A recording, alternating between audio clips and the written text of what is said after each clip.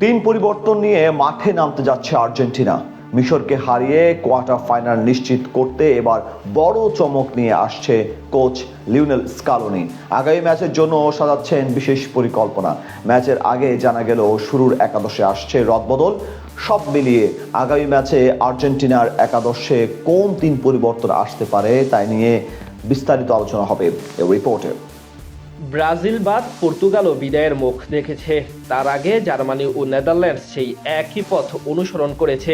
সব মিলিয়ে বড় দলগুলোর এমন বিদায়ের সুর বলে দেয় চাপে আছে আর্জেন্টিনা। শুধু তাদের বিদায় না, কেপ ভার্দের বিপক্ষে হারতে হারতে জয় এবং চাপে পড়ার প্রতিটা মুহূর্ত হৃদয়ে কাঁপন ধরায় লিওনেল স্কেলোনির। তাই তো মিশরের বিপক্ষে ডু অর ডাই ম্যাচে মাঠে নামার আগে বিশেষ সতর্ক আর্জেন্টিনা। ভিন্ন পরিকল্পনা এবং একাদশে একাধিক পরিবর্তন নিয়ে মাঠে নামতে যাচ্ছে ডিফেন্ডিং চ্যাম্পিয়নরা। এবারের আসরে শুরু থেকেই দারুণ ফুটবল খেলছে আকাশে নীল জার্সিদারিরা। বল পায়ে দুর্দান্ত ফর্মে আছেন অধিনায়ক লিওনেল মেসি। তবে একের পর এক ইনজুরির সমস্যা অবশ্য ভাবিয়ে তুলেছে তাদের টিম ম্যানেজমেন্টকে। তাই মিশরের বিপক্ষে মাঠে নামার আগে একটু সিরিয়াস টিম ম্যানেজমেন্ট। ক্যাপ ভার্দের বিপক্ষে চাপে পড়া থেকে শিক্ষা নিয়ে নতুন কোনো ভুল করতে চান না লিওনেল স্কেলোনি। তাই একাদশে তিনটি পরিবর্তন আনতে পারেন তিনি, এমনটাই শোনা যাচ্ছে বিভিন্ন আন্তর্জাতিক মিডিয়াতে।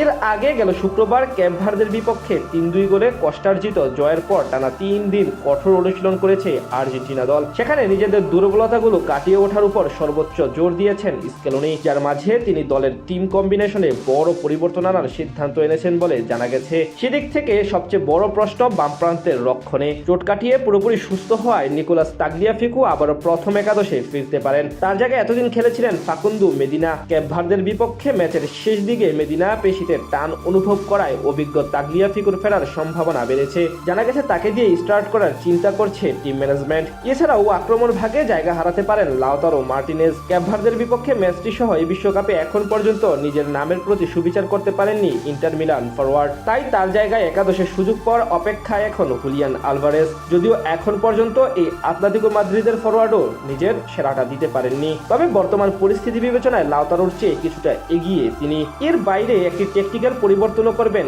স্কেলোনি। লিওনেল মেসি ও লাউতারো মার্টিনেজের সঙ্গে আক্রমণ ভাগে এতদিন সুযোগ পেয়েছিলেন থিয়াগো আলমাদা। তবে তার পারফরমেন্সে তেমন সন্তুষ্ট হতে পারেনি টিম ম্যানেজমেন্ট। সেক্ষেত্রে শুরুর একাদশে জায়গা পেতে পারেন লিয়ান্দ্রো পারাদেস ও নিকোলাস গঞ্জালেস। গত ম্যাচগুলোতে ডিফেন্সিভ মিডফিল্ডার ম্যাকেলিস্টারের উপর বেশি চাপ পড়ে যাওয়ায় পারাদেসকে নামানো হচ্ছে। আর নিকোলাস গঞ্জালেস শুরুর একাদশে এলে বদলে যেতে পারে ফরমেশন। সব মিলিয়ে বলা চলে আফ্রিকার জায়ান্ট মিশরের বিপক্ষে আগামী ম্যাচে মাঠে নামার আগে সব রকম ফাঁকফোকর বন্ধ করার চেষ্টা চালিয়ে যাচ্ছেন কোচ লিওনেল স্কেলোনি। নিজের পুরো প্ল্যানে পরিবর্তন আনতে যাচ্ছেন তিনি। সেগুলো নিয়েই কোয়ার্টার ফাইনালে ওঠার মিশনে নামবে এই মাস্টারমাইন্ড।